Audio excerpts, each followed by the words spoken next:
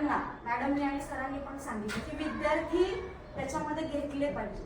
त्याचं दुसरं पण असं कारण आहे की पहिलीची जी मुलं आहेत त्यांचं लक्ष पण लागलं पाहिजे, काय वाचन करतोय ते त्यांना कळलं पाहिजे. त्यानंतर त्यांना लिपीचा परिचय व्हायला पाहिजे, कारण लेखन त्यांना नंतरची गोष्ट आहे. त्यामुळे वाचनातून त्यांना लिपी क कसा असतो, वेलांटी कशी असते, अनुस्वार कसा असतो, यातून त्यांना एक म्हणजे व्याकरण सुद्धा कळतं बरं का लहान मुलांना.